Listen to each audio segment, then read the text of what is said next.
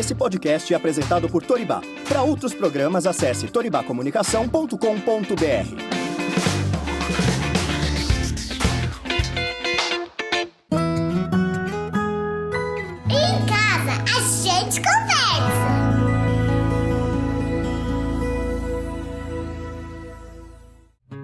Olá, bem-vinda a mais um episódio do Em Casa a Gente Conversa. Muito bom ter você aqui com a gente. Se você tem gostado do conteúdo por aqui, ajude a compartilhar e fazer esse podcast chegar em mais famílias.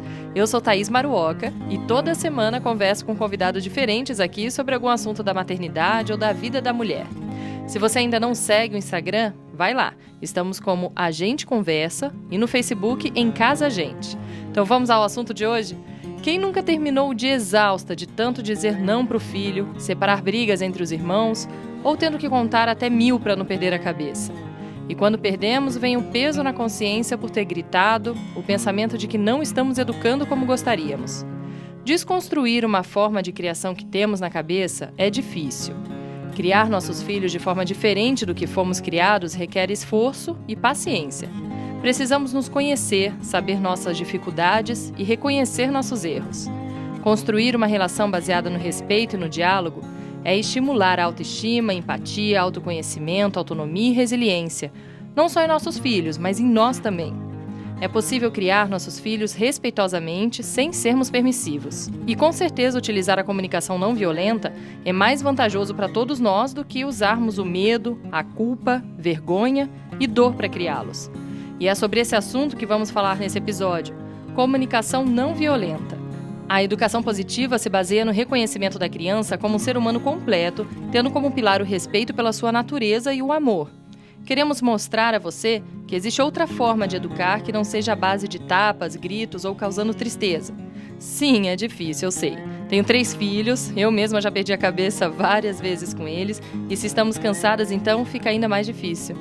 Por isso eu convidei aqui a Elisama Santos, educadora parental e consultora em comunicação não violenta, para nos explicar sobre esse assunto e mostrar que é possível uma relação de respeito com nossos filhos. Então seja bem-vinda, Elisama. Muito obrigada por ter topado participar aqui com a gente. E eu queria que você contasse um pouco de você primeiro, quando te despertou o interesse, né, por esse assunto, como que começou a comunicação não violenta, entrou na sua vida. Primeiro, muito obrigada pelo convite, é um prazer estar aqui. Então, eu nunca me considerei uma pessoa não violenta na vida, na realidade, muito pelo contrário. Eu cresci com o título de brava, esse era um dos meus maiores rótulos, então eu não imaginava que um dia estaria aqui, a menina brava, falando sobre não violência. Mas é que ter um filho mexe com muita coisa dentro da gente, né? Durante a gravidez, por muito tempo, eu falava, não, uma palmadinha de vez em quando não tem problema, castigo ensina. Até um dia que eu vi uma mãe batendo numa criança no mercado e eu não desviei o olhar, como a gente normalmente faz, desviei o olhar e pensei, tá apanhando porque mereceu, né? Eu não desviei o olhar e olhei para a criança. E aí, quando eu olhei para ela, eu lembrei do medo que eu sentia quando eu apanhava, eu lembrei que eu olhava para a porta pensando que minha avó, que alguém ia chegar para me salvar. E aí, quando eu me conectei com esse sentimento, eu prometi ao meu filho, não vou te bater, né? Eu tava na barriga, alisei a barriga, falei, não vou te bater. Não fazia ideia do nível dessa promessa, porque é a coisa mais difícil que existe, porque é o que a gente sabe fazer, é o que a gente aprendeu a fazer, é bater e castigar. Você conhece alguém que não sabe ameaçar? Você conhece alguém que não sabe punir? Isso é o que a gente sabe fazer, é o padrão, é o que a sociedade ensinou pra gente, é o que a gente viu nossos pais fazerem. E aí eu percebi que eu precisava estudar, eu precisava ler. Porque o que eu sabia fazer era o que eu sempre fiz na vida, brigar, gritar, bater.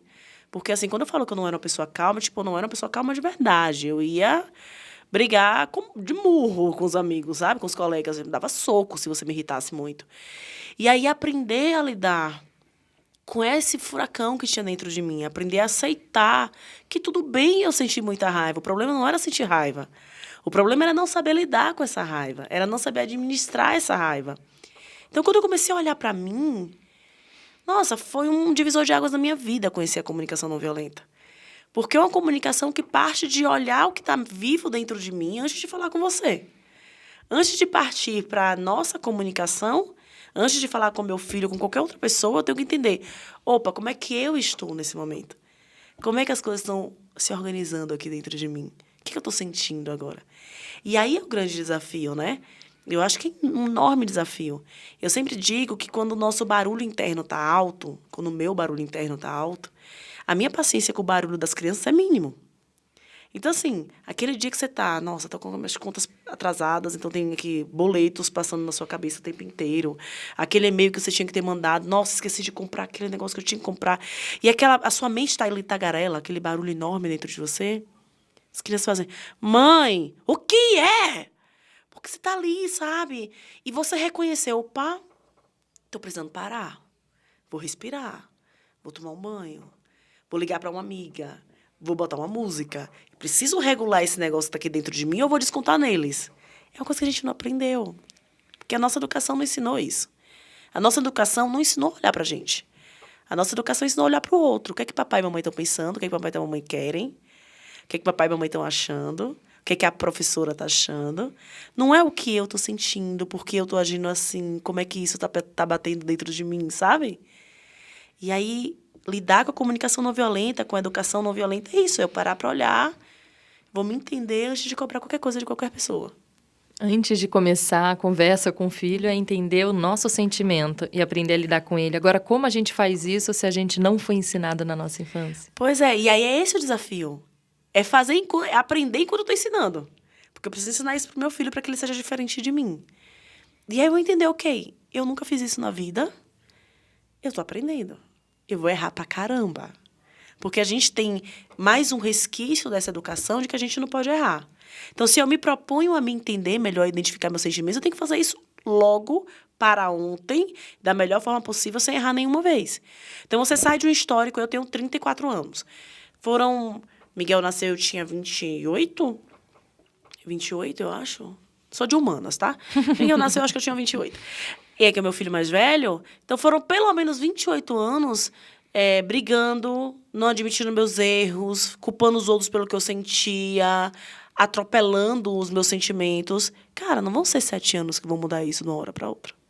É uma construção. Então, esse padrão ele vai voltar várias vezes para mim. Porque a gente precisa identificar e assumir com a gente mesmo esse compromisso de buscar, de caminhar. Sabe? Meu compromisso é caminhar. Onde eu vou chegar, eu não sei. Tô caminhando, filho. Meu compromisso com você e comigo é que eu tô olhando para mim.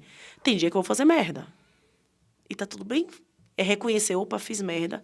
E sem nenhum julgamento de eu sou a mãe horrível, eu não presto, eu não tenho jeito, eu nunca vou conseguir educar esse menino com a não violência, eu não nasci pra esse negócio. Sem nenhuma dessas vozes. Só olhar e falar, putz, eu errei, olha só. Por que eu gritei com ele hoje? Nossa, o dia foi difícil, eu tava irritada com aquela coisa que aconteceu de manhã, briguei com o marido, e aí já tava sem paciência. Ok, agora eu vou prestar atenção em mim. É porque a gente não tem curiosidade sobre a gente mesmo. A gente não aprendeu a ter curiosidade sobre a gente mesmo. A gente acha que se conhece, e a gente não se conhece.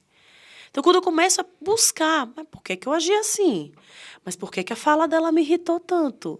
Mas por que a fala dele me irritou tanto? Onde é que isso aqui bateu em mim? Quando a gente começa a ter curiosidade pelas nossas atitudes, sentimentos e ações, cara, é um caminho sem volta, sabe? É um negócio que não dá para você desver. E quando não tem um assunto assim, você não tá irritado aquele dia, porque já aconteceu isso comigo. Tô bem, tô tranquilo, ainda é começo do dia, 7 horas da manhã. E aí vem, faz uma coisa, você fala 1, fala 2, fala 3, fala 7, 8 vezes, até que você chega e estoura. Fala, pelo amor de Deus, você não tá me ouvindo, eu tô falando com a parede, sabe? Então, assim, não tem um caso para eu parar, olhar, analisar por que eu tô assim. Aquela atitude dela me irritou.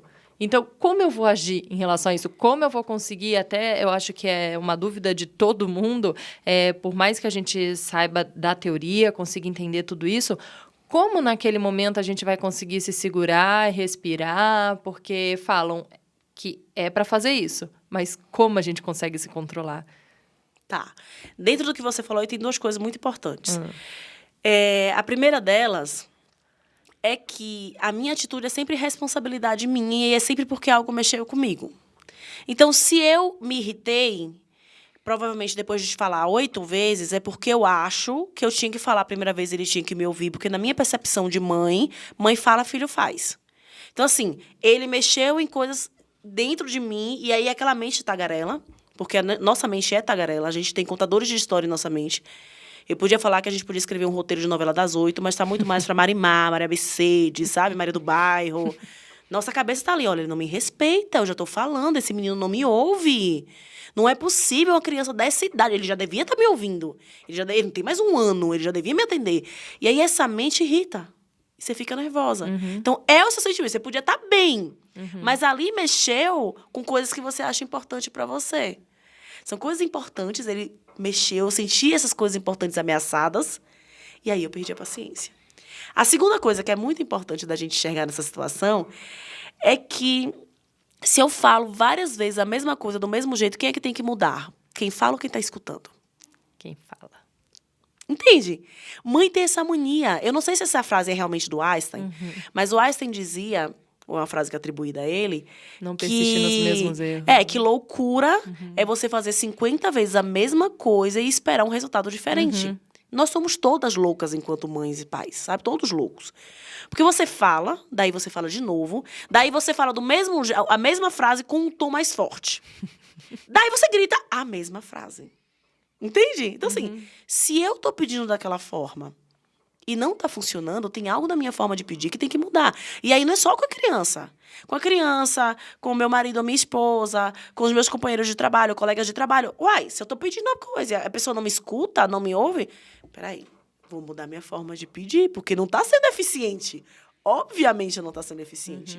Então, assim, a rotina com a criança. A gente tem a mania de pedir as coisas com a lógica, né? Filha, faça isso porque escova o dente, senão vai dar bichinho no seu dente. Escova o dente, senão você vai ficar com cheiro ruim. Com uma criança de 2, 3 anos, que é uma criança que come meleca, que é uma criança que bota a areia do gato na boca, que chupa sandália havaiana. Aí você vai... Tipo, e daí o bichinho no dente?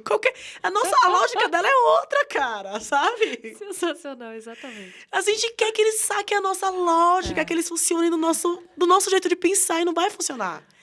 Aí você chega essa criança e fala, eu acho que tem uma formiga gigante nessa boca. Deixa eu ver deixa eu escovar essa formiga gigante. Acabou, essa criança vai abrir a boca pra você, você vai escovar o dente em 5 minutos, em vez de você passar 30 minutos brigando pra escovar o dente da criança, sabe? Mas a gente quer fazer no nosso jeito, no jeito que é lógico, que a gente julga que é mais prático. Quando os pais me falam, eles amam, e a cooperação?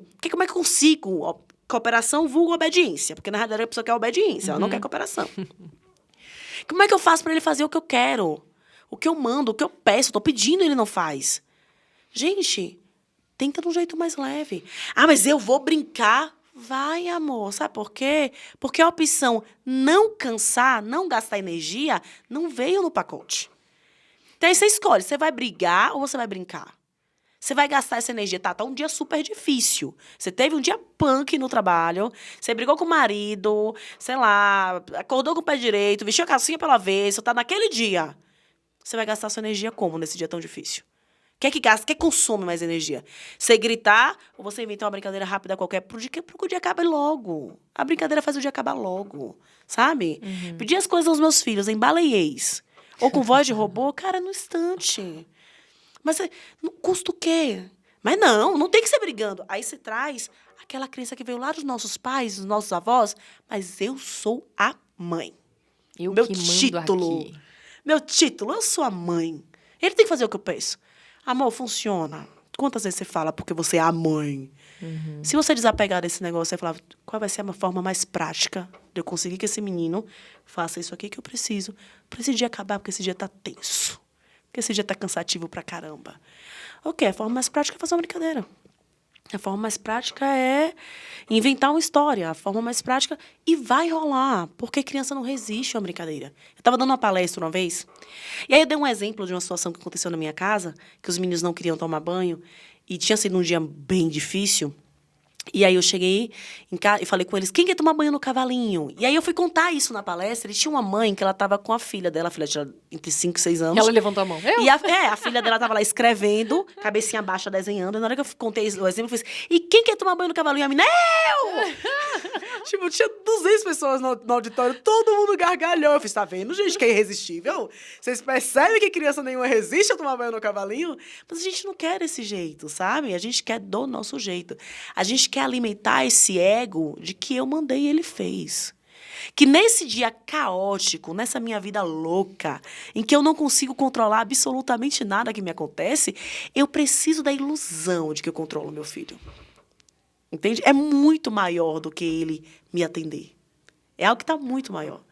É algo que fala sobre o meu ego, sobre mim. É que na nossa cabeça acontece isso, né? Ah, eu tô falando, ele não tá entendendo. Se eu for pra brincadeira, ele não vai me respeitar. Eu tenho que mostrar, né, minha autoridade aqui. Mas é que tem uma diferença muito grande, né, entre autoritarismo e autoridade. Entre respeito e medo. Sim. Sabe? Então, assim, você respeitava seu pai, de verdade. Fala honestamente. Quando ele gritava e batia em você, era respeito ou era medo? Medo. Não era respeito. Se fosse respeito, quando meu pai não estava em casa, eu não agiria ao contrário do que ele me pediu. Eu não respeitava. Eu tinha medo dele. E o medo, ele traz uma coisa para a relação que ela é muito complicada. É a mentira. A ideia da punição, do medo, dessa educação pelo medo, deixa a gente craque em mentir. Quem é que nunca ouviu não fui eu? Quem é que nunca falou, mas não fui eu? Quem é que nunca pensou, eu não vou falar, não vou fazer isso. A gente não pensa, eu não vou fazer porque meu pai vai descobrir. Se eu fizer, como eu vou fazer para o meu pai não descobrir? Eu não deixei de fazer um monte de coisa porque o meu pai ia descobrir, ou meu pai ia me bater. Eu me tornei hábil em esconder aquele negócio para ele não descobrir e eu apanhar. Então, a criança não entende, eu estou apanhando porque eu agi incorretamente, a minha forma de agir não foi bacana. Ela entende, eu estou apanhando porque meu pai descobriu o que eu fiz. O que é que eu tenho que fazer da próxima vez? Fazer com que meu pai não descubra o que eu fiz. Quem é que... Eu não fui a única adolescente que mentiu para os pais.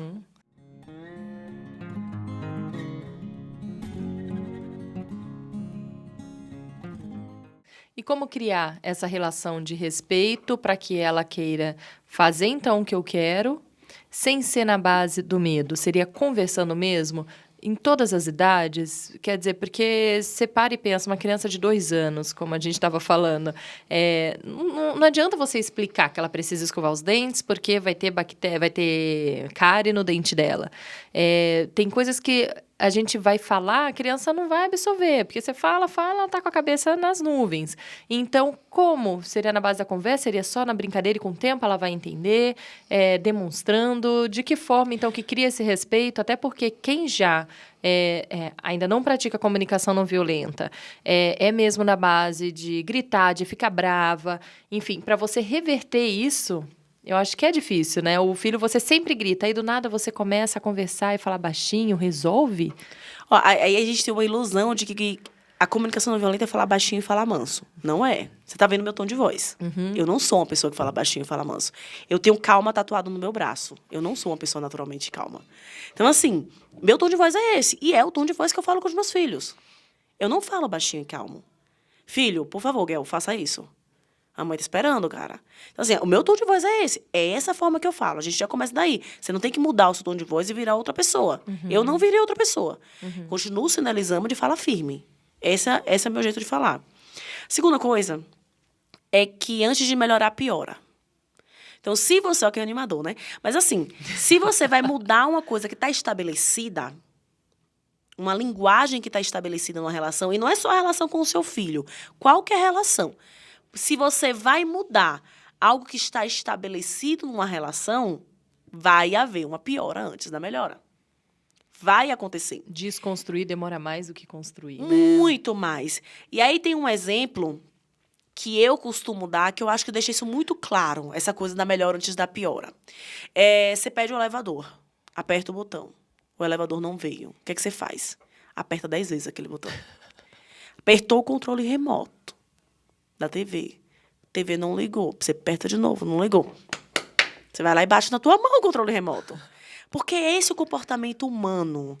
Eu ajo de uma forma que sempre me traz uma resposta. Se eu agir, a resposta não veio, eu intensifico a minha atitude na aguardo daquela resposta que eu conheço. E isso aí pode ser uma resposta legal, uma resposta tranquila, ou pode ser a resposta do bater, mas é a resposta que o meu cérebro está acostumado. Então, Elisama, eu quero mudar minha relação com meu filho. Eu sempre bati, eu sempre gritei, eu sempre castiguei, mas agora eu quero mudar. Quero educar na base da conversa. Em momentos de crise, no começo, ele vai te desafiar mais. Mas não é porque ele está te desafiando porque ele é ruim. É porque ele tá buscando, peraí, cadê você? Eu não sei lidar com essa você aí que conversa. Eu não sei lidar com essa você que não tá me batendo. Eu só sei lidar com você que me bate. Volte a ser você, porque vai voltar ao equilíbrio do mundo. O mundo tá diferente se você não age como você sempre agiu, entendeu? Então eu tenho que estar muito firme no que É eu difícil acredito. colocar esse limite, como a gente está falando, sem ser uma comunicação não violenta, porque a gente tem essa cabeça de que precisa ter aquele limite ou físico ou firme de gritar, porque eu penso nisso como... eu sei que você tem que ser firme com a criança na hora de falar. Agora, como você é firme se não é gritando? Sabe quando... Eu tenho dúvida de verdade no dia a dia em como agir dessa forma. Porque uma filha minha mais velha, se eu falar para ela... Idade? que 4 anos. Se eu falar para ela que ela não pode fazer aquilo, ela não faz. No máximo, ela vai tentar fazer me olhando e tal, mas quando eu brigo, ela para. A segunda, não. Eu tenho que agir de uma forma diferente. Ela me pede mais firmeza.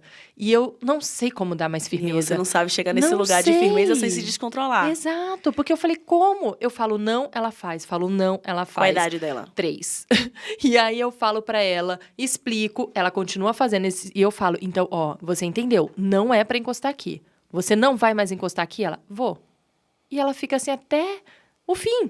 Vou fazer mais sim. Não, eu tô falando pra você não fazer, não pode mais fazer. Mas eu vou fazer. E ela vai me confrontando. Tem muita... Qual a idade da caçula? Ou do caçula, não sei. É o caçula, Eu tenho né? uma de 4, uma de 3 e um de 1. Tá. O de 1 ainda não entrou nessa... Tá, a de mas 4 a de- sempre foi mais tranquila Mas pra a eu de lidar com 3, isso. ela é a filha do meio. Sim. E ela tá procurando um lugar dentro da relação. Porque ela não tem nem os benefícios da mais velha. Porque Nem a do filha mais caçula. velha consegue fazer algumas coisas que ela ainda não pode, porque é maior.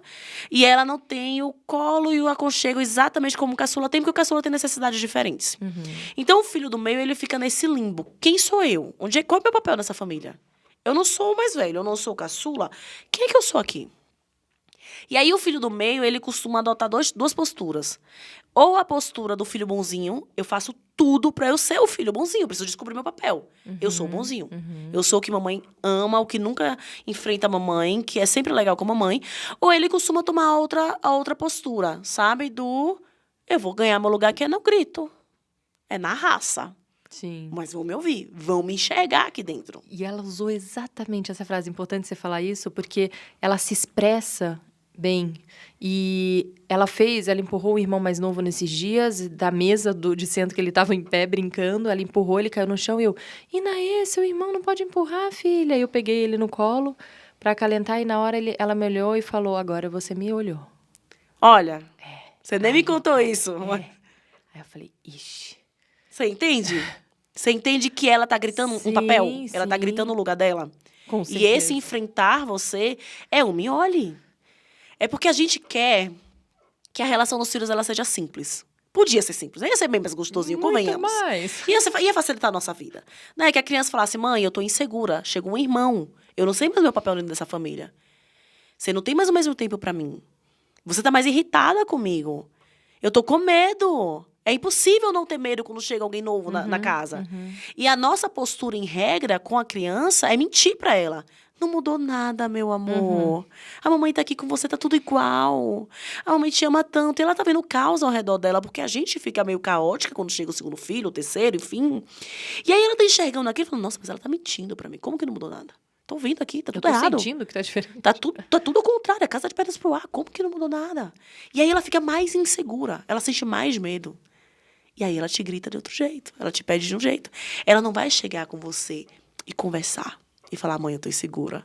Ela vai te pedir, olhando no seu olho e falando, eu não vou fazer o que você tá pedindo. Eu não vou fazer o que você quer. Entende? É no não dito que mora o que a criança precisa, não é no que ela fala. O que ela fala é uma camadinha bem superficial do que ela realmente precisa. E não é só com a criança. Isso é com todas as nossas relações. Então, veja aquele dia que você teve um dia caótico no trabalho, você sai do caminho pensando, nossa, o dia foi horrível, eu só queria chegar em casa. Você é casada? Sou. É homem ou mulher? Só pra dar um exemplo. Homem. Aí você chega em casa, tipo, um dia difícil, eu tô muito cansada, eu queria só meu marido, um abraço do meu marido. Eu só queria ver um filme com meu marido. Eu só queria... Aí você chega, abriu a porta, você viu o mínimo mais remoto motivo pra brigar com ele. Pô, amor, sandália, cara. Já falei pra você não deixar a merda da sandália nesse lugar. A gente faz isso. Tô mentindo? A gente quer conexão. A gente quer amor. A gente quer contato. Mas a gente não aprendeu a pedir. E a gente grita e briga. Porque é contato. Porque atenção ruim é melhor que atenção nenhuma. Entende? Então, assim, ok, voltando para a tua pergunta. Mas como é que eu boto esse limite que ele é firme, mas que ele não perde a ternura jamais? Como é que eu faço isso? Primeiro, eu tenho que entender que todo comportamento da criança, ela me comunica algo. Algo, como no caso da tua filha, que eu te falei, ó, presta atenção no que ela tá comunicando. Ela tá te contando coisas que ela precisa.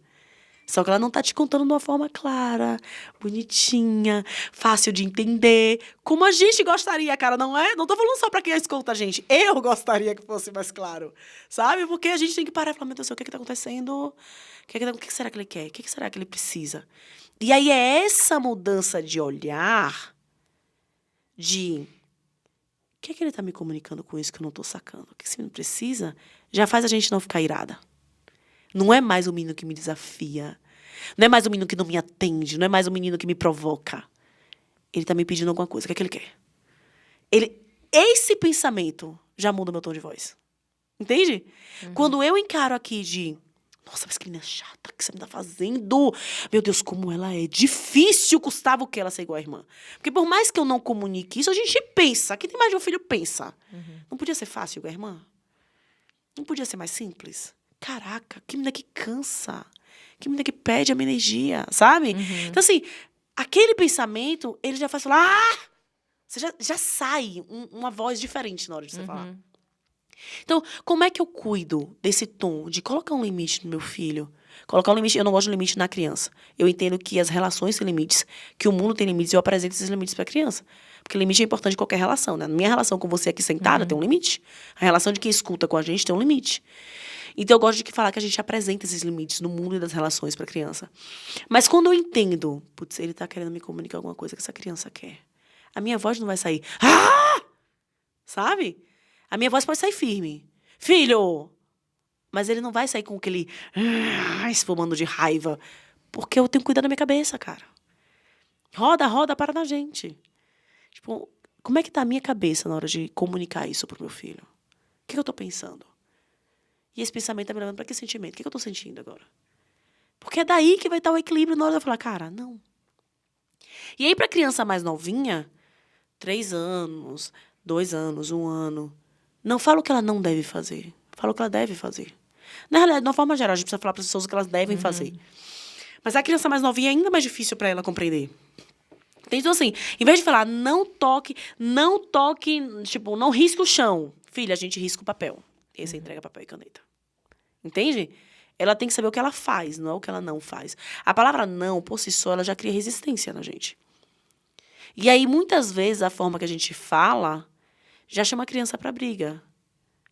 E aí vai da personalidade da criança, cara. Você tem 3, você sabe o que eu tô falando. A personalidade deles é diferente. E se ela for da afronta, se a personalidade dela tem essa tendência maior, você só vai se irritar cada vez mais. E aí a violência, ela escalona.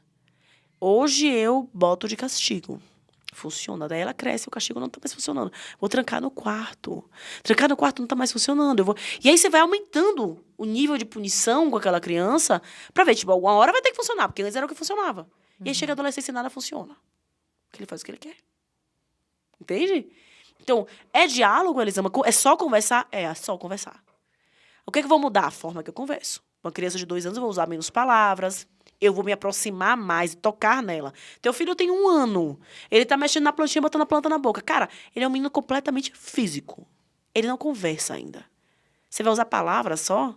Se aproxima, toca nele, tira a mãozinha. A plantinha fica longe da boca. A gente come comida. Acabou. Não tem muita explicação. Não tem muita plantinha vai te deixar doente. Meu amor, a plantinha deixa... Não. Sabe? A plantinha longe da boca, filha. A gente come comida. Tá com fome? Vamos buscar uma frutinha? E traz ele pra frutinha. Entende? A criança de 2 anos que tá, sei lá, com o dedo na tomada. Você vai se aproximar, afastar a mãozinha dela. E pronto. E aí explicar. A mãozinha longe da tomada. Quer um brinquedo? Tipo, você tá com essa necessidade aqui de pegar em coisas? Vamos fazer isso aqui? Entende? Só que aí vem essa coisa que está alimentada em nossa mente, dos mais velhos, das nossas mães. Eu lembro da minha mãe quando eu tirei, pela minha sanidade mental, tirei os enfeitezinhos de vidro quando o Miguel era bebê. E aí ela fazia assim: nunca tirei nada quando vocês eram crianças. Ficava tudo aí e ninguém mexia. Já ouvi isso também. Mas por que ficava tudo ali e ninguém mexia? A primeira vez que eu falei com ela que eu não ia bater no meu filho foi porque ele foi mexer na casa dela.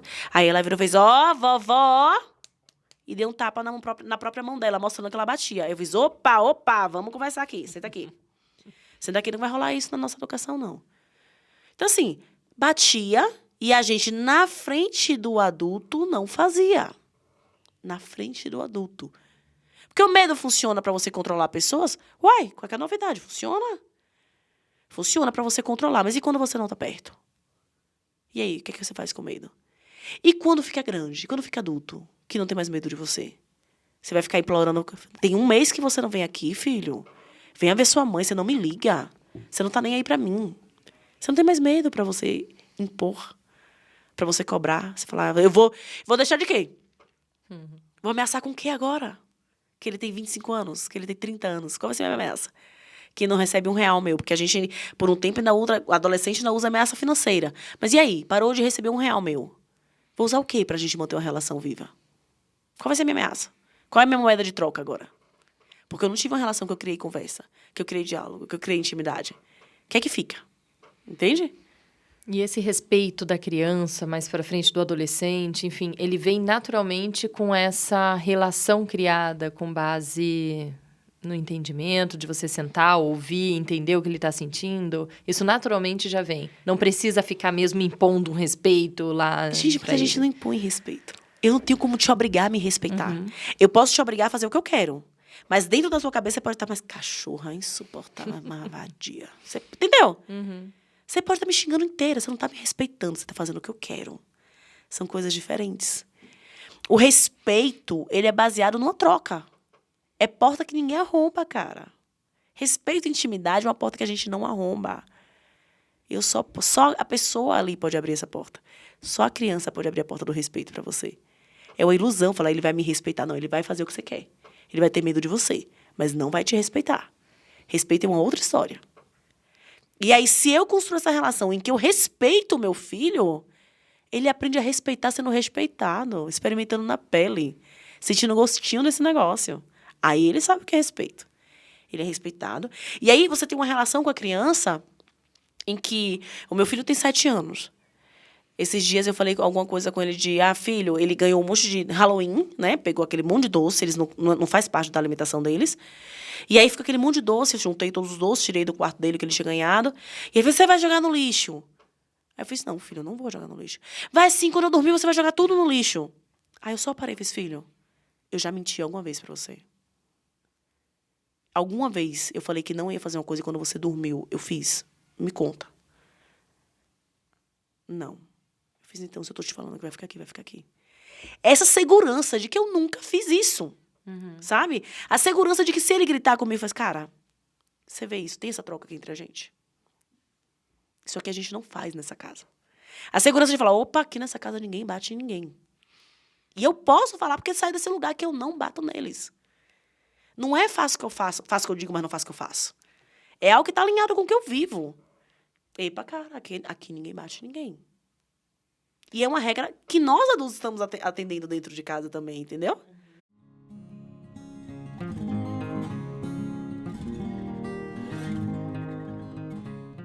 E se são duas pessoas, então, criando, né? Casados ou separados, mas que pensam de forma diferente, vão criar de forma diferente. Por exemplo, uma mãe que está aqui ouvindo quer criar o filho de uma forma não violenta, porém tem um pai que não concorda, não segura e assim.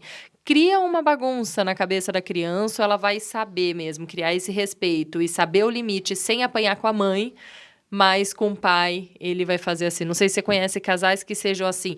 Ela consegue, porque vai fazer uma confusão na cabeça da criança, mas ela vai conseguir, por exemplo, com aquela mãe que não bate, ela vai conseguir respeitar sem... Gente, essa pergunta que você me fez, ela está presente em 100% dos eventos que eu participo, em 100% dos workshops que eu dou, das palestras que eu dou, 100%. Sempre tem esse caso. Não existe nenhuma situação que normalmente a mãe, não venha me falar: Elisama, Eu educo de maneira não violenta, mas o pai é grossão, o pai não admite, o pai não aceita. E aí a gente tem muita coisa nesse balaio, né? Tem muita coisa dentro desse o pai não aceita, assim. Eu tenho uma menina e um menino. Então, o homem na nossa sociedade, ele é criado por conta desse machismo brutal em que a gente é inserido, para não sentir. O teu menino ainda é pequenininho, mas você vai ver a diferença. As pessoas encontram os meus filhos, eles têm 1 ano e 11 meses de diferença. Não é pra falar porque é da idade, nem nada. Abraço a Helena. Ai, Helena, dá um abraço na tia. E aí vira Passa pra a mão na Miguel. cabeça. E aí, garotão? Elas mudam o tom de voz pra falar com meu filho. Então, assim, o homem, ele é endurecido. Existe um trabalho de embrutecimento dos nossos meninos. Que merda. Cruel, sacana, com a gente e com eles. Então, assim, eu olho pro olhinho do meu filho e eu vejo que ele queria um abraço, caramba, ele queria. Meu filho ama abraço, sabe? Eu olho pro meu filho e tudo que eu torço pra ele é uma amizade sincera. Porque homens não têm. Homens não têm uma amizade pra ligar e falar mal da gente. Sabe? Meu marido não tem um amigo que ele ligue e possa falar, pô, aconteceu isso, e desabafar. Ele não tem. Eles não criam essa relação. A gente está se mudando agora agora para São Paulo, né? E aí, um dia eu cheguei, saí da casa de uma amiga minha, que é amiga de infância, a gente cresceu junto. E aí, eu cheguei em casa chorando muito. E meu marido que foi, eu falei, nossa, eu vou sentir muita falta dela, vai ser muito difícil isso de não ter esse colo. E aí, ele falou, nossa, mas eu não entendo isso. E aí, eu fiz, só te explicar uma coisa, amor. A minha amizade, a amizade que eu tenho, o lugar de pertencimento que eu tenho perto dela, perto das minhas amigas, assim, essa amiga especificamente, eu falo, cara, ela é uma amiga que se eu te matar e ligar pra ela e falar, me ajuda a esconder o corpo que eu matei Isaac, ela vai falar, desgraçada, tu acabou com a nossa vida. E vai vir me ajudar a enterrar o corpo. É um nível de ela tá comigo pro que daí vier que você não sabe o que é. Daí ele fez, como não? Porque isso é estranho. Eu fiz, não é estranho. É porque quando eu era criança e meu pai me batia, eu corria pro colo dela e ela me abraçava. E você não podia correr pro colo dos teus amigos pra chorar, porque se você corresse e batesse na porta de Antônio Paulo, que é um amigo dele, era um amigo próximo, né, digamos assim, se tem esse nome. Se você batesse na porta dele, ele ia apontar pra tua cara e rir de você e falar, viadinho, viadinho. Então você não podia chorar com ele. Eu podia chorar com ela. E aí você não sabe o que é amizade, que você pode deitar no colo e chorar. Eu sei. Então, assim, a gente vai pegar no homem, nessa construção do que é uma masculinidade, e ver essas coisas destroçadas dentro desse homem. Esse homem que nunca pôde chorar, que não sabe o que é amigo, que não sabe o que é nada. Então, assim, na hora que você vai falar assim, assume teu filho com sentimento, lida com ele com sensibilidade. Ué, mas sensibilidade da onde? Eu só sei o que é bem, mal e neutro. Só. Eu não sei identificar. Então, você vai pegar dentro dessa história essa mulher que acabou se permitindo chorar um pouco mais e que teve, pelo menos nas amigas, esse pertencimento, apesar de ser chamada de louca e todas as coisas que a gente sabe muito bem o que acontece na mulher nessa sociedade, e junta com esse homem que ele não sabe nem o nome dos sentimentos dele.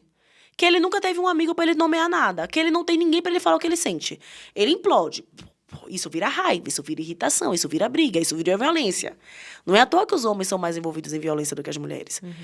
E aí você vai chegar aí e pegar esse homem e falar, vai lá, lida com seus sentimentos, ele não vai conseguir.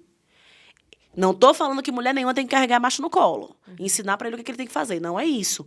O que eu tô dizendo é que ele vai ter o processo dele. E que ele tem que querer muito seguir esse caminho pra ele começar a se desconstruir. Ele tem que olhar pra ele e falar, tô na merda, cara. Eu quero fazer isso aqui, eu vou ter que buscar. Meu marido tem feito terapia há um tempão. Ele falou comigo, quando a gente começou nesse caminho, o Miguel começou a crescer mais e era outro menino, né, dentro de casa, então o menininhozinho interior dele, a criancinha interior dele se batia de frente com o Miguel. Ele falou, amor, eu não consigo sozinho. Eu não tô dando conta. Eu quero muito, mas eu não consigo. Meu marido não tem lembrança da infância, pô. E aí ele foi pra terapia pra dar conta. Porque eu falei, meu amor, sei que você não consegue, tô do teu lado pra te ajudar, agora eu não sou teu terapeuta. Você vai procurar uma terapia. Porque também a gente, enquanto mulher, entender que existe um lugar que é nosso e outro que não é. E aí entra a resposta pra tua pergunta. A relação dele é dele, não é minha. Eu não tenho que carregar ele no colo. Entendo, tenho empatia pelo processo de desenvolvimento emocional do meu marido. Então, eu não olho pra ele como ele é ruim, é por isso que ele não tá conseguindo se conectar com o meu filho. Mas eu vou entender, opa, ele tem essa história aí e ele cuide dessa história, porque, caraca, cuidar da minha também não é fácil não, amiga. Entende? Então, assim, ela disse, meu marido não concorda com a educação que eu dou pro meu filho. Ok. Ele vai construir a relação dele com o filho dele e você batalha aí na tua. E aí, lá na frente, vai ser aquele que o filho quer visitar a mãe, E não quer, o filho liga pra mãe e fala, vai falar com seu pai? Não quero não, tô ocupado. Pá. E aí, o que eu posso fazer? Hoje, a relação com o meu marido com meu filho melhorou enormemente. Eu viajei recentemente, e aí eu liguei pra casa. Mãe, como é que tá? Não, tô tudo tranquilo. Ai, que beleza. Aí ele falou, eu mudei com o Miguel, né? Daí ele mudou comigo. Sabe? Então, é esse processo de entender a relação de Miguel com ele é deles. A relação dos teus 3 filhos com teu marido é deles, não é sua. A relação que você pode cuidar é essa daqui. Mas a gente, enquanto mãe, enquanto mulher, a gente quer ser mãe dos maridos. Então, não, mas eu tenho que ensinar pra ele, eu tenho que mostrar pra ele como é que... Não, você não tem. Você pode mandar áudio, você pode mandar vídeo, você pode mandar texto. Mas assim como eu falei sobre a questão do respeito e da intimidade, essa é uma porta que só ele pode abrir. E de duas uma, né? Eu acho que ou a pessoa que... meu marido fala que a infância dele, ele apanhou muito, muito, muito. Pelo que ele me conta. E ou a pessoa vai ser igual para os filhos, ou vai querer ser completamente diferente, né? E ele, graças a Deus, escolheu o outro caminho. Então, ele é uma pessoa, assim, que... Tudo bem que ele fica menos em casa do que eu, então ele perde menos a cabeça que eu, obviamente, matematicamente. Mas eu vejo o quanto ele se segura com as crianças. E não só se segura, parece que ele não perde mesmo a cabeça. Ele desliga lá a chavinha e pode descontar em mim. Mas nas crianças, ele realmente optou por ter essa relação. Uhum. E eu vejo como essa relação realmente tem sido construída com as nossas filhas, que... muitas vezes recorre a ele e pede ajuda para ele, e ele conversa, tem até, né, elas são muito ligadas a ele, e aí já falaram assim, mas quero ver se ela se machuca, não é você que elas pedem? Não, então, a mais não. velha, a mais velha não, a mais velha sempre assim, até quando se machuca, chora pedindo ele. Então, assim, é bonito de se ver, né, quando você vê que tem uma relação de respeito sem precisar ter isso. Entendi. E ele vê isso. E ele me falou um dia, você falando também de aumentando o castigo, me veio na cabeça que um dia ele comentou, o ruim da gente dar o primeiro tapa é que a gente vê que às vezes funciona, e aí é por conta do medo, e aí a gente vai sempre recorrer a isso. Uhum. E aí vai ficando cada vez pior, Aí deixa de ser né? um tapa, vira 2. Aí vira uma cintada. Sim. Porque o tapa já não funciona. Porque se você olhar, olha como a nossa sociedade é louca. Você pega uma criança de 6 meses, 7 meses, que começou a mexer na tomada e dá tapa na mão dela. Aí ela cresce um pouquinho, tapinha rapidinho na mão, não tá funcionando mais. Então agora eu vou dar um tapão na bunda. Aí não tá funcionando, vou pegar o chinelo e vou dar tapa. E aí o castigo, o nível de violência cresce junto com a criança. Uhum. Cara, se essa merda funcionasse, parava no tapinha na mão. Uhum. Entendeu? Se essa merda funcionasse, parava no tapinha na mão. Não funciona, caramba. Quantos tapas você tem que dar numa criança de 3 anos pra você deixar ela atravessar a rua sozinha? Me fala quantos tapas. Você não tem. Então essa merda não ensina. Se ensinasse, você dava um monte de tapa e falava, pronto, agora você atravessa a rua. Até porque se adiantasse, você daria um tapa e nunca mais precisaria dar, né? Ele Então teria aprendido aquilo. Pois é, não ensina. Sim. Então é ilusão. E aí vem dessa supervalorização da violência na nossa educação. Eu lembro de uma vez que meu pai falou comigo assim, mas você é o que é. Logo quando eu comecei a trabalhar com isso. Você é o que é por causa das surras que você levou. Cara, mas também ele falou comigo isso só uma vez. Eu fiz, nossa, pai, então você quer dizer que... Às vezes você me levava no McDonald's no meu aniversário, que era em outra cidade, e ele conseguia, às vezes, ia de ônibus, ia para Salvador 100 quilômetros só para que eu estivesse no McDonald's no dia do meu aniversário. Olha o que ele fazia, olha o nível de amor. Uhum. Olha o nível de amor que ele e minha mãe faziam. Então, às vezes que vocês ficaram do meu lado quando eu estava doente, os beijos que você me deu, a escola que vocês pagaram com... todo o sacrifício do mundo, que eu sei o quanto você fez sacrifício para pagar a escola para mim. Às vezes que você... tudo que você me deu de abraço, de beijo, de carinho, o exemplo de honestidade e lealdade que você é, meu pai. Não ajudaria em nada. Nada disso me educou. Foi a palmada e a sentada que me educou. Impressionante. Aí ele, lógico que nessa relação o pai não pode estar errado, né? Você é cheio de argumento. E saiu. Mas assim, nunca mais ele falou que a situação... Eu sinto que me educou. Porque não me educou, cara. Você desvaloriza toda a parte boa pra falar que a pessoa é o que é, porque apanhou. Olha o nível de doença que a gente tá. Uhum. Olha o nível de adoecimento emocional que a gente tá. Pra gente desmerecer tudo de lindo que a gente recebeu na infância. Porque assim, algumas pessoas falam, não, eu só tive violência. Não, amor, você não só teve violência na sua infância. Você só lembra das violências. Porque teve que ter um pouquinho de amor, senão você morria. Tinha em algum momento, alguma mínima demonstração de amor pra você se apegar, senão você morria. Você não dava conta de sobreviver. Mas a gente desvaloriza tudo e põe a conta na palmada, que foi ela que me educou. E como a sociedade é louca, porque aceita a palmada na criança, mas se você contar que a mesma situação com 2 amigos ou irmãos e que o outro, para falar pro outro não parar, bateu nele, você acha um absurdo. No adulto é um absurdo, mas na criança é aceitável, né? É aceitável. A criança que é menor que você, que tem menos possibilidades. Você vê que é uma questão de dominação. O Marshall Rosenberg, no livro dele sobre educação de filhos, ele conta que ele fazia um workshop, fazia eventos, e aí ele dividia o grupo em 2 grupos e dava uma mesma situação para ser resolvida. Em um dos grupos, ele não falava quem eram os agentes envolvidos. Ele não falava pai e filho. Ele falava 2 pessoas, esse conflito. Em um outro grupo, ele falava pai e filho, esse conflito. Resolvam. E que o quanto você só observar, o quanto era muito mais violento, pura e simplesmente, porque tinha um filho no meio da história. Olha que coisa angustiante só da gente pensar. E você que estuda isso é universal? Ou é mais no Ocidente? Ou mais aqui no Brasil? Isso de ter que dar um tapa e ter Cara, essa eu acho que relação? a gente tem muitos lugares no mundo que assumem a violência como um sinônimo de educação. Só que aí você vai para Dinamarca, ganhou durante 40 anos como o país mais feliz do mundo, de pessoas mais felizes do mundo, e só perdeu, acho que foi ano passado, e ficou em 2º lugar. Ninguém bate em criança. Não bate, não existe bater em criança. Eles não cogitam bater em criança. Sabe? Eles têm uma base emocional na educação. De respeito. E aí você tem um país completo. Óbvio que a gente tem aí a desigualdade social, muita coisa nesse balaio também em falar da felicidade. Mas a gente está falando de um país que, essencialmente, ele é criado com tolerância. Você vai pegar uma criança e aí você bate nela para resolver os conflitos. Quando ela vai aprender a conversar? Se ela cresce ouvindo do papai e da mamãe, não adianta falar com você. Não adianta conversar com você. Conversa com você não resolve. Por que eu vou acreditar na conversa quando eu estiver discutindo com o meu vizinho? Por que eu vou acreditar na conversa quando eu estiver num problema no meu relacionamento amoroso? Como é que eu vou acreditar na conversa quando eu estiver com um problema com o meu chefe? Eu não acredito na conversa. Nós somos uma sociedade que não acredita no diálogo. A gente acha que só tem 2 opções, engolir o sapo ou ir pra cima. De onde veio isso, cara? Ah, mas é humano cacete. Isso aí é aprendido. Isso é aprendido. É a forma que ensinaram pra gente.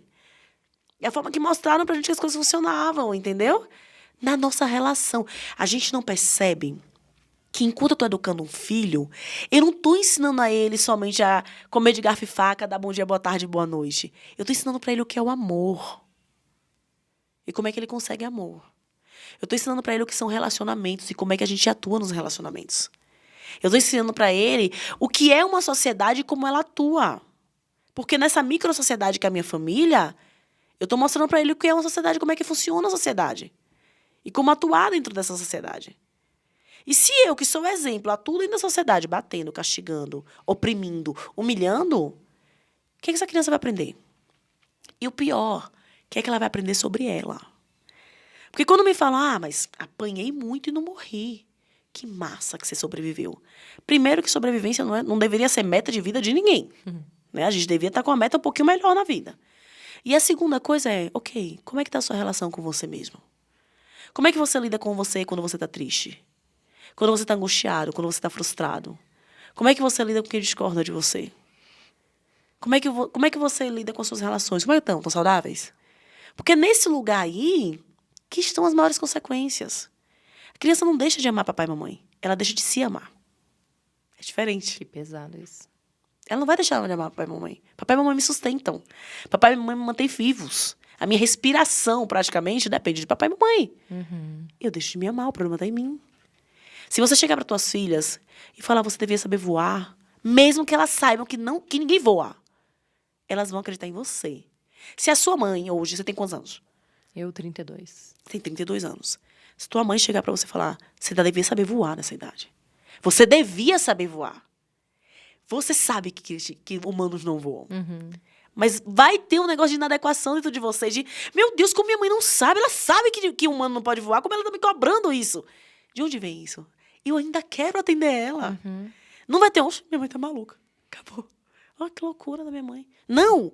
Vai ter uma angústia. Como assim? Ela sabe que o humano não voa.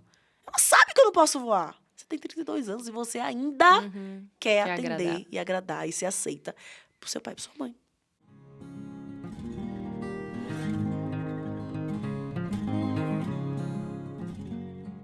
E quando você diz isso de saber lidar com as emoções, além, né, de ter essa comunicação com mais empatia com os nossos filhos, tem outros pontos também para a gente ensiná-los, né, a lidar com as próprias emoções. Como, por exemplo, porque uma das coisas que a gente faz, e até por ter lido mesmo, porque é uma coisa que a gente fala, né? Todo mundo aprende, já nasce sabendo educar, ou, né, por instinto. Não, tem muita coisa que a gente tem que ler mesmo, tem que estudar sobre isso para saber. E, claro, tem uma parte que é nossa mesmo, né? Mas muita coisa a gente tem que ler. E aí, nesse ponto, por exemplo, de caiu, uma coisa que a gente sempre fala, né? A gente sempre ouviu falar na nossa infância. Tá tudo bem, não precisa chorar. E a criança sabe que não tá tudo bem, né? Como você disse aí em um momento da nossa conversa, que a criança percebe. Ela observa que tá o caos lá. Como, né, que você falou que o irmão chegou. Ela sabe que não tá igual. E, da mesma forma, ela se machuca e a gente fala, tá tudo bem, deve gerar uma confusão na cabeça da criança. Como assim, tá tudo bem? Não tá tudo bem, tá doendo. E eu já vi isso acontecer, assim, do meu lado, de uma criança cair, a mãe falar, e a mãe até depois comentar comigo, eu tenho que parar de falar isso, eu sei que eu tenho que parar de falar isso. E na hora que caiu, automaticamente, tá tudo bem, vem cá, filho. Ele, não, tá tudo bem. Ele tinha 3 anos. Então, assim... Que delícia ele falava. Né? Tá tudo bem. Então, nesse dia a dia mesmo, a gente nomear as emoções também, falar quando ela tá com raiva, eu falar você tá brava, você explicar para ela o que ela tá sentindo, e também quando a filha tá com raiva, o que você sugere de direcionar essa raiva para algum outro lugar? O sentimento, ele existe, ele não é algo que a gente consegue controlar. Então, eu acho ridículo quando o pai ou a mãe, quando vem até no meu pensamento, tá bom, né? Já deu o choro. Assim, quem é você pra falar que já deu? Onde é que desliga a tristeza? Onde é que desliga a tristeza? Você sabe? Meu Deus, eu nem li que você sabe onde desliga a tristeza. Cada sentimento tem uma função. Cada sentimento existe por um motivo. Teus sentimentos, eles te contam coisas sobre você. A tua tristeza te conta coisas sobre você, a tua angústia, a frustração, a decepção. Tudo tá te falando, olha, isso aqui que é importante pra você, não tá sendo atendido. Isso aqui que é importante pra você, putz, não tá rolando nessa relação aqui, não. Então, assim, seus sentimentos estão te comunicando coisas que são importantes pra você. E você não olha pra isso, que a gente não aprendeu a olhar. E aí a criança chora, eu só quero que ela pare. Só quero que ela cale a boca. Eu não choro, como é que eu vou deixar você chorar? Tô cheia aqui de choro preso, como que eu vou deixar você liberar o seu? Não, chega. Não vai chorar. Já passou, também não precisa. Olha o exagero. Eu lembro de uma mãe, uma vez, um post que eu escrevi, que aí ela comentou assim, não, aqui em casa eu classifico o choro como um motivo como pequeno, grande ou médio. Pra ela saber se ela tem que chorar ou não. Eu falei, mas como é isso? Eu não entendi, você classifica. Porque ela tem que saber, porque depois cresce e fica chorando por embuste por aí. E aí você faz, mas seu embuste te impediu de chorar alguma vez? Porque nunca me impediu. Às vezes que eu me envolvi com embuste, eu chorei. Saber que o embuste não merecia o choro não tinha nada a ver com isso. O choro não era sobre ele, era sobre mim. Eu tava triste, eu precisava chorar. Mas você fala, não, sangrou? Se não sangrou, não precisa chorar. Vai. A pessoa não chora por medo, por vergonha, por susto? Só chora porque sangrou? Só chora porque uma dor física? Que foi que a gente aprendeu a separar as dores, né? A dor emocional quando você era bebê, porque o bebê não classifica. O bebê chora, o bebê sente medo, ele chora, ele sente fome, ele chora, ele sente vontade de fazer xixi, ele chora. Comunica tudo. Tá inseguro, ele chora. Comunica tudo. Aos poucos, a gente falando, isso é motivo pra chorar. Isso aqui não é motivo. Chorando por causa disso. Isso aqui é motivo, isso não é. Então, você vai classificando. Opa, isso pode choro, isso não pode choro. E aí, a gente vai ficando analfabeto emocional. Porque engolir o choro não quer dizer saber lidar com ele. Engolir o sentimento não quer dizer saber lidar com ele. Então, como é que eu educo um menino emocionalmente, uma criança emocionalmente? Nossa, filha, você deve estar muito triste hoje. Tô vendo que você tá muito triste. Você quer um abraço? Quer chorar aqui com a mamãe? Quer um colinho da mamãe? Tô ensinando tristeza, pede o quê? Pede recolhimento, pede esse silêncio, pede abraço. Eu escrevi um texto hoje. É tão mais publiquei hoje. simples do que parece, né? Publiquei um texto hoje. A minha filha acordou. Tinha sido um final de semana que ela tinha dormido tarde várias vezes. Eu sabia que ela estava mais irritada. E irritação tem dia que a gente quer chorar de cansaço. Não tem dia que a gente quer chorar de cansaço? Ela estava cansada ao extremo. De 5 segundos ela chorava por alguma besteira. Que eu sabia, o choro não é por isso. Tem um motivo maior para esse choro dela aí. Tem coisa. O não dito, como eu falei, tá no não dita a história. Sim. E aí eu disse, é o cansaço. Sentei com ela e fiz, filha, eu acho que você tá precisando chorar, amor. Porque se a gente não chora, a gente fica irritada, brigando com os outros, descontando nos outros. Senta um pouquinho aqui, bota esse choro todo pra fora. Deitei ela no sofá, ela agarrou a almofada, minha filha é canceriana. Aí que você fala assim, pode chorar, Ave Maria. Eu tenho dois de câncer Não, também. abraçou a bad, minha amiga. Abraçou a almofada. 10 minutos ali chorando. Quando ela era bebê, 2 anos, não era 10 minutos, era 40. Eu lembro de uma vez que a vizinha bateu, tá tudo bem aí? Tá, ela só tá precisando chorar. Acho que ela me olhou, ela é louca. Mas ela precisava chorar. Minha filha precisa chorar, é como ela se reorganiza. O meu filho já não chora tanto. Não é porque é menino ou Como menina, a não. gente se reorganiza, né? Que a gente Pois parou de chorar, é. né? Não é porque é menino ou menina, não. É porque a personalidade dele é muito mais para enfrentamento. Para ele acessar o choro, ele tem que tirar essa camada de raiva para ele conseguir chegar no choro. Já ela não. Então ela passa 40 minutos chorando. Ele tem que desenhar alguma coisa, ele tem que escrever alguma coisa, ele tem que dar um para depois ele conseguir chorar. Porque ele tem essa camada de raiva que tá antes do choro. Aí você vê que, ó, cada um funciona de um jeito. Cada um tem seu jeitinho aqui. E aí ela deitou, chorou. Mamãe, não tô conseguindo parar de chorar. Encostei, vem, filha. Segurei o rostinho dela, respira com a mamãe. Pra acabar de chorar. 1, 2. Chorou, contamos, parou de chorar, me abraçou, levantou e seguiu, cara. Choro cura. Choro cura. Se eu tivesse mandado ela engolir o choro, ela não tinha aprendido a lidar com a tristeza dela. Ela agora já entendeu. Tristeza me pede o quê? Tô com vontade de chorar? Vou encostar ali e vou chorar um pouquinho. Vou tirar isso aqui que tá me apertando o peito. Dia desses, eu tava arrumando a mala. Eu passava... Essa viagem agora, foi antes de ontem. Eu tô passando 5 dias fora de casa. Não é um costume meu. Então, era algo que me angustiava e que eles estavam agitados, principalmente sentindo também a minha angústia. E aí tava um caos, eles brigando. Tentei acalmar. Guel, vem cá, filho, você tá precisando de colo, acho que você tá nervoso hoje. Vem cá, abraça a mamãe. Pra mostrar, ó, quando você tá nervoso, você tá precisando de acolhimento. A tua raiva tá te contando que não tá algo bem. Tem algo que não tá bem em você. Tua raiva não te dá o direito de descontar em ninguém. Então você tá com raiva, filho. Bater não. Bater machuca. Sua raiva não te dá esse direito. Você quer um abraço? Escreve pra mim quando você tá com raiva. Conta pra mim quando você tá com raiva. Quando ele era menorzinho, ele escrevia na porta, nas paredes do fundo de casa. Ele fazia carinha triste, de raiva, assim. Pegava o giz de cera, parecendo que tava pegando uma faca. E ia pro fundo de casa desenhar a raiva dele. E aí eu tentei acalmar ele, aí a minha filha encostou. Eu também tô muito nervosa. Eu falei, pronto, vai dar merda, não tem. Começaram a brigar por causa do colo, você sabe o que eu tô falando. É meu, sai daqui, essa perna é minha, essa perna não é minha. Gente, sabe o que a gente tá precisando? Vamos dançar esse aperto no peito? Vamos dançar essa raiva que a gente tá sentindo agora? A dança mais maluca que a gente conseguir dançar. Pus uma música, fechei todas as janelas do quarto pra ficar escuro, que nem uma boate. Cara, dancei com eles por 1 hora. Eu tava precisando daquilo. Eles estavam precisando daquilo. Tomamos banho, jantamos, foram dormir. Sabe? Eu podia ter gritado. E aí, como é que ia ser? Eu ia gritar com eles, ia piorar, eu ia gritar mais alto, eu ia ficar exausta, o jantar ia ser influenciado, o banho ia ser influenciado, na hora de botar na cama ia ser influenciado, o resto da noite ia ser efeito dominó. O resto da noite. Na hora que eles dormissem e eu ainda tivesse uma mala pra arrumar, meu corpo inteiro ia estar doendo. Porque a sensação que a gente tem é que a gente foi atropelada por um caminhão.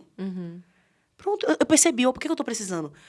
Botar essa raiva pra fora. O que é que eles estão precisando? Botar esse negócio pra fora também. Tô em condições de fazer isso de um jeito legal? Não tô em condições de conversar. Se eu também tô desequilibrada, vou dançar. Bora dançar a dança mais maluca de todas? Dançamos loucamente, mas é pra dançar a dança maluca, mas a gente dançou que nem louco. Acabou. É físico. A raiva é física. Então, eles têm aprendido que a raiva pede isso. A raiva pede botar pra fora de um jeito não violento. Dançando, desenhando.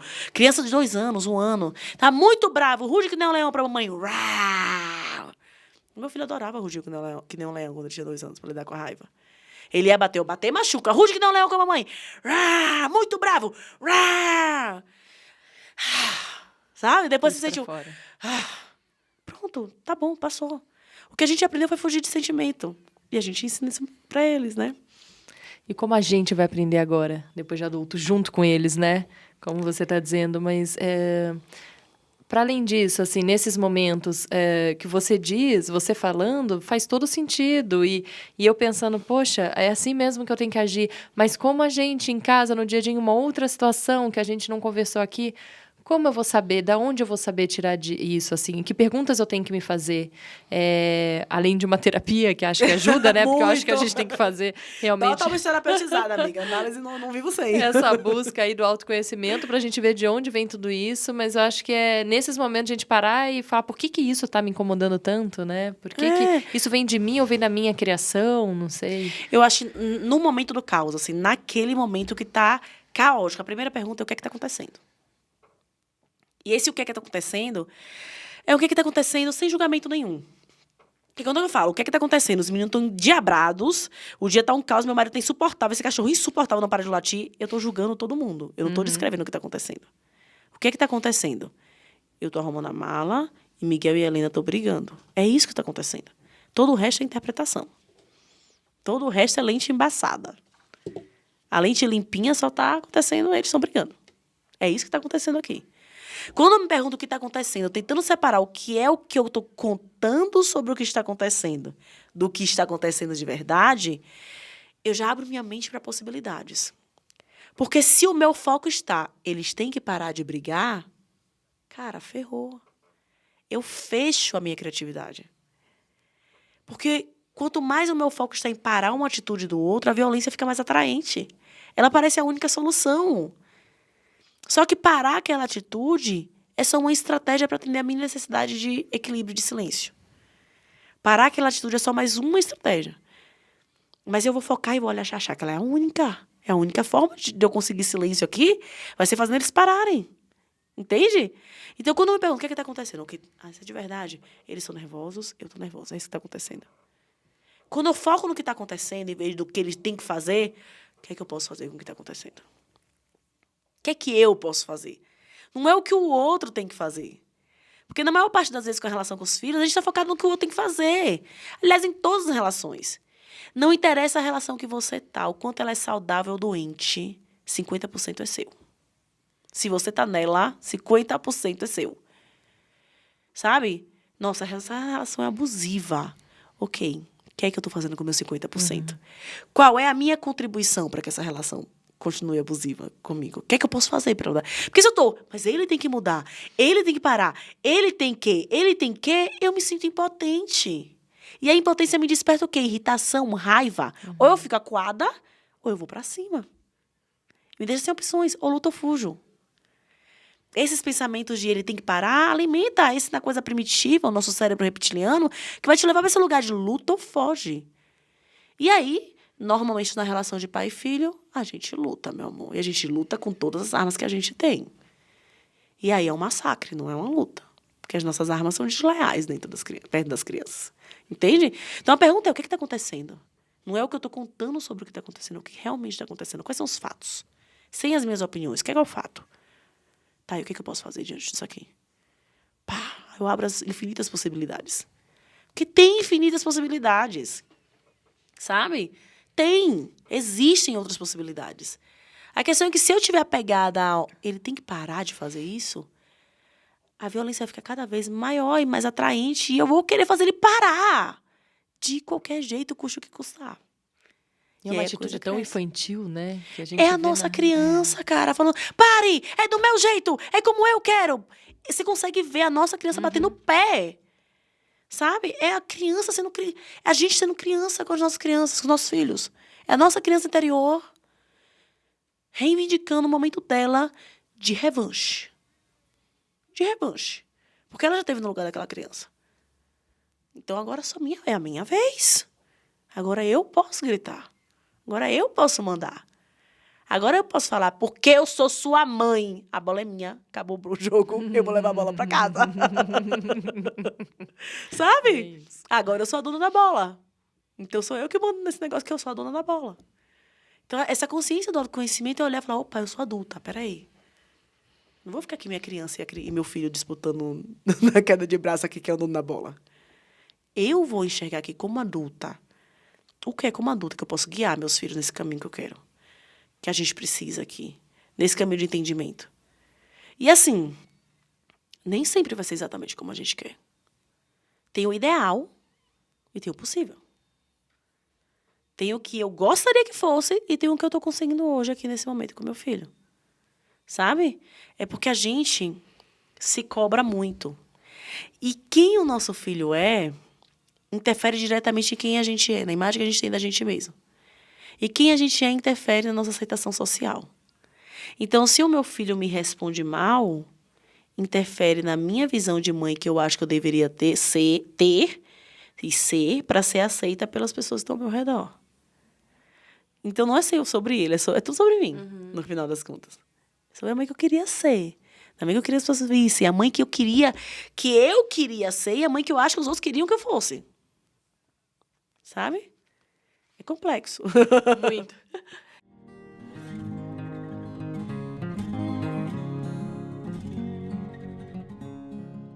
E quando a gente fala de comunicação não violenta, não necessariamente quer dizer que a gente não tenha vontade de bater ou que a gente não perca a cabeça, né? É justamente a gente saber lidar com isso e, como você disse, né?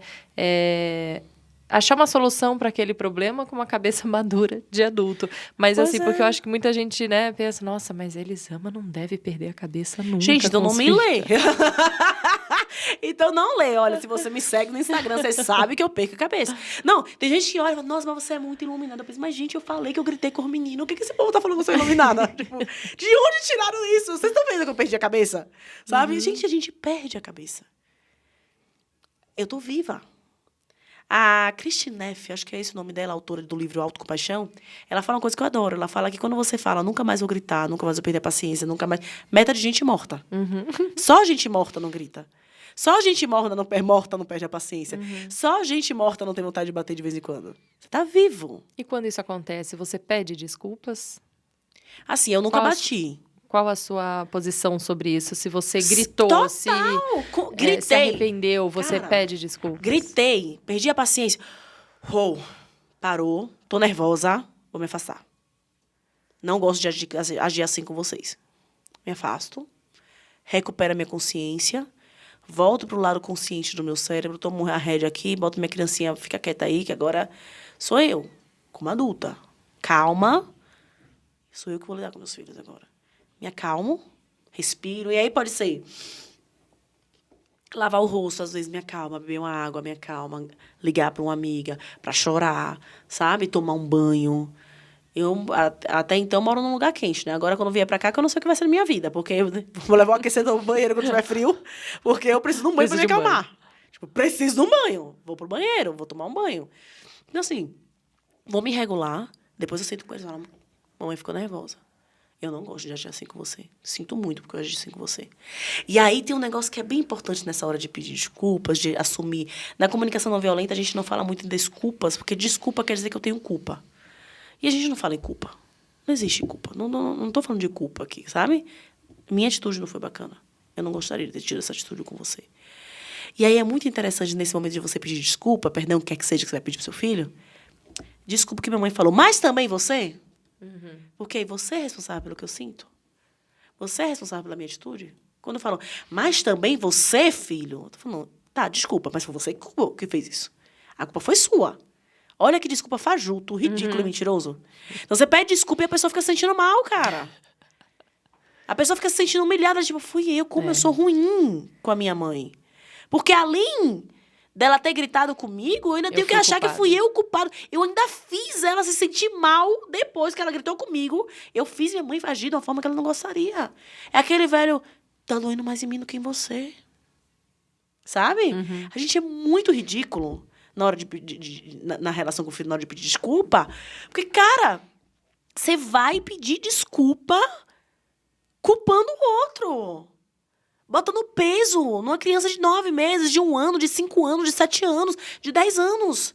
Você com seus 34, 35, 40 no couro. Fala que a criança é culpada porque você gritou com ela. Cara, assume esse negócio, você gritou. Sinto muito, filho, eu não gosto de gritar. Não é a atitude que eu gostaria de ter com você. Não é assim que eu quero agir com você. Vamos combinar que da próxima vez que acontecer isso, você pode me ajudar agindo assim, assim, assim? Vamos junto? Eu também não gosto quando você faz isso, isso, isso e isso. Eu não estou falando que a gente não vai comunicar para o filho o que é que não gostou, o que é que não curtiu. Não é isso. Uhum. É comunicar assumindo que isso é meu. Que o que eu fiz é meu. Se eu gritei, é meu. Se eu perdi a cabeça, é meu. Se eu te xinguei, é meu. Se eu te bati, é meu. Eu sou responsável por esse negócio. Fui eu que fiz. Não foi você. Não interessa o que você fez. A forma que eu agi diante do que você fez é minha. Entende? E aí você já ensina mais uma coisa pra ele naquele momento, né? Lógico, a gente tá sempre ensinando, cara. A gente tá sempre ensinando. Por mais que você não pense no que você está ensinando, por mais que você não reflita no que você está ensinando, a gente está sempre ensinando para os nossos filhos. Sempre. Não para nunca. Eles estão sempre ali absorvendo, eles são esponjinhas, eles estão sempre absorvendo os nossos comportamentos. Aí tem hora que a gente está ensinando coisa bacana e tem hora que a gente está ensinando, é isso aí. A culpar o outro, a responsabilizar o outro, a mentir. Elisama, o castigo também entra nisso como uma forma de medo, da gente agir de uma forma errada, assim, com eles? Uai, com colocar certeza. De castigo? Eu quero saber quem, durante o castigo, pensou qual a forma mais construtiva de lidar com essa situação quando ela acontecer novamente. Ninguém, nunca. No castigo, a gente ou sente muita raiva e bola vingança. Quando eu sair daqui, eles vão ver só. Quando eu sair daqui, eles vão ver. Ficar arquitetando lá no quarto. É muita injustiça. Meu pai e minha mãe são muito ruins. Ou você tá lá, eu sou muito ruim. Eu não sou legal. Eu não sou legal, eu não sou uma pessoa bacana, eu sou muito ruim. Ou já se distraiu, tá ali olhando, olha a formiga. Olha, ela levou a florzinha. E aí já distraiu tudo. Qual é o foco? Não é ensinar? O que é que eu ensinei? Alguém me disse, inclusive em relação a castigo um dia, minha tia, me disse assim um dia, é uma coisa que eu não gosto, porque você chega e fala, vai lá pro quarto pensar, e aí você tá ensinando que pensar é algo ruim, É né? ruim. Pensar é ruim. E é muito pretensioso, meu amor, a gente não controla o nosso pensamento, a gente vai controlar o dos outros. Sério, que a gente acredita nessa ilusão de que eu sou capaz de controlar o pensamento do meu filho? Qual que é o meu foco? É ensinar. É focar em solução. Meu pensamento não tem que ser como que eu vou punir esse menino com esse comportamento. Meu pensamento tem que ser de que forma eu posso ajudar esse menino a entender que não é um bom comportamento para que ele aja de uma maneira diferente numa situação semelhante. É mais complexo, é mais profundo. Não é sobre mim essa merda, não, sabe? Esse negócio de educar não é sobre mim, não. Não é sobre nós duas, não, cara. Eles vão sair da nossa casa. É sobre as pessoas que eles serão. É sobre eles e o mundo. É sobre eles e eles mesmos. Só que a gente leva pra gente. Como é que ele faz? Como é que eu faço pra ele me obedecer, pra ele me seguir, pra ele eu. Não é sobre você. Ele vai ficar em tua casa 18 anos? E aí? Se ele viver até 100, que é a perspectiva de vida pros nossos filhos, essas criancinhas que são pequenininhas agora, a expectativa, a projeção é que eles vão ver 100 anos. E aí? 18% na tua casa. Você educou só pra ser sobre você. Ele saiu da tua casa, e aí? Como é ele o mundo? É nisso que eu tenho que pensar. Eu tenho que desenvolver a capacidade de solução de problemas. Eu tenho que desenvolver a capacidade de pensar de uma forma mais ampla. Não é fazer o que eu quero. Porque ele vai sair da minha casa. Porque ele vai ser vizinho de alguém. Porque ele vai ser chefe de alguém. Ele vai ser colega de alguém. A gente tem responsabilidade social na educação. E quando eu estou pensando só em ele me obedecer e fazer o que eu quero, eu estou esquecendo a minha responsabilidade social nessa educação. Minha responsabilidade é ensinar meu filho a lidar com ele mesmo e a lidar com o mundo. Castigo não faz isso. Se você fizer uma lista das características que você quer ver no seu filho no futuro, e você fizer uma lista do que a gente sente com castigo, com palmada, me diga que uma lista leva a outra. Me diga que a lista das tuas atitudes diárias com seu filho vão te levar para esse adulto que você sonha que ele seja. A gente planta limão e quer colher melancia. A gente planta limão todo dia e quer colher melancia. Não vai rolar. Não vai rolar, é simples assim. aquele adulto que eu tô querendo aqui, cheio de iniciativa, de inteligência emocional, empático, falante, que confia na opinião dele, que confia no que ele acredita, ele vai ser criado aqui, meu amor. Ele não vai confiar no que ele acredita. Se eu falo, cala a boca, que eu sou sua mãe. Como é que ele vai confiar no que ele acredita? Cadê? Como? Aquele adulto que pensa em soluções, como é que ele vai pensar em soluções? Estou falando, eu estou lhe falando para fazer assim porque eu quero e acabou. Quer apanhar? Cadê o adulto que vai pensar em soluções? Entende? A gente não tá... A gente educa imediatista. A gente não educa para longo prazo. E a educação é projeto de longo prazo.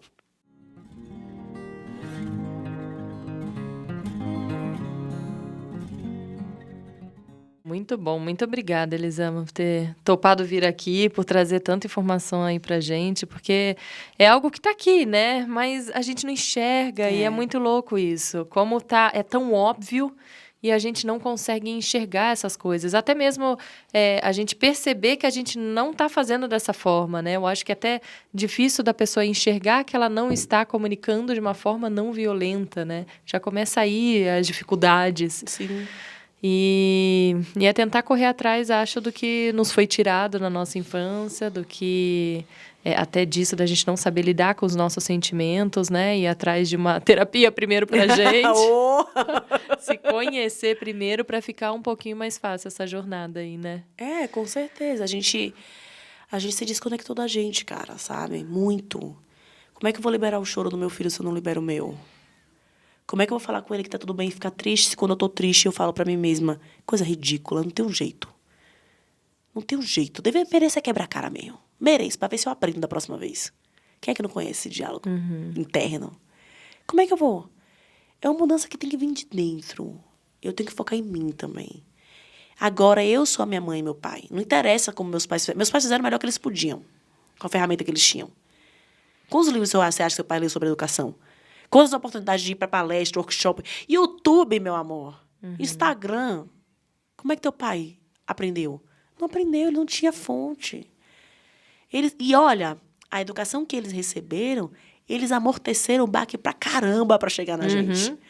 Eles amenizaram bastante o negócio, sabe? Eles já deram uma baita amenizada antes de passar pra gente a educação. Eles não fizeram como fizeram com eles. Eles melhoraram bastante. Só que essa nossa geração, tá com possibilidades incríveis. Tá com possibilidades enormes. A gente só precisa olhar para isso, sabe? Com carinho com a gente. A gente não se ama, cara.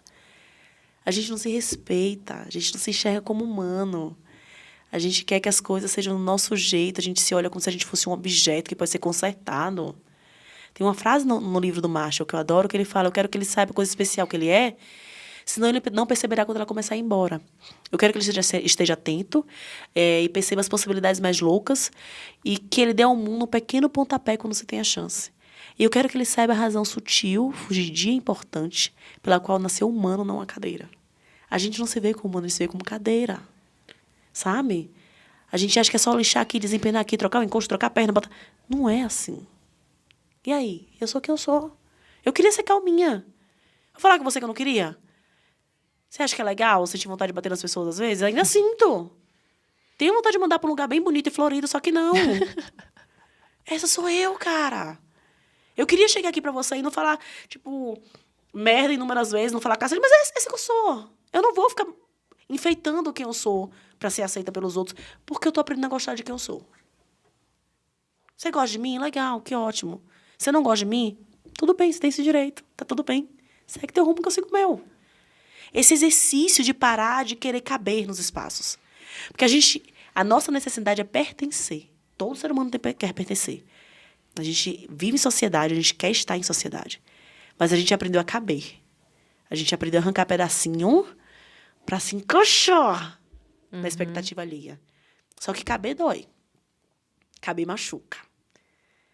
Caber só faz a gente se sentir cada vez pior. Chega de caber, cara. A gente quer pertencer. Como é que eu pertenço? Sabendo que eu sou.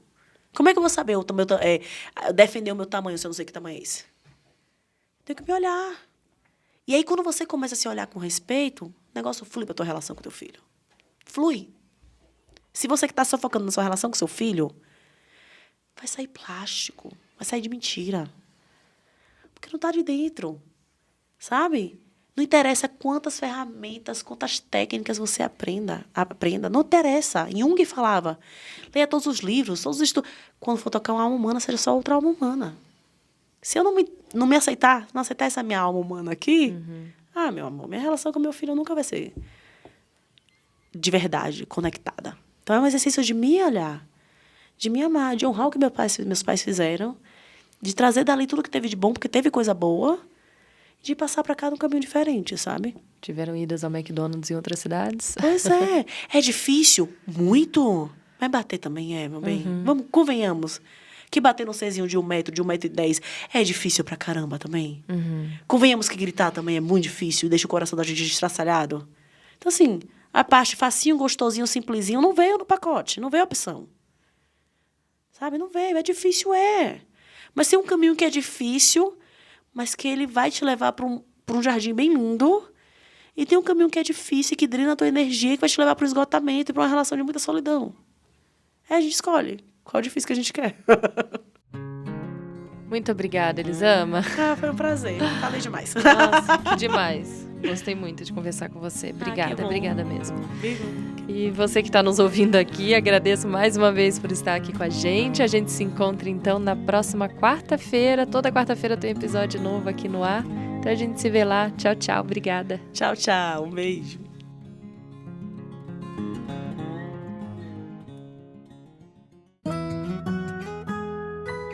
E casa a gente conversa.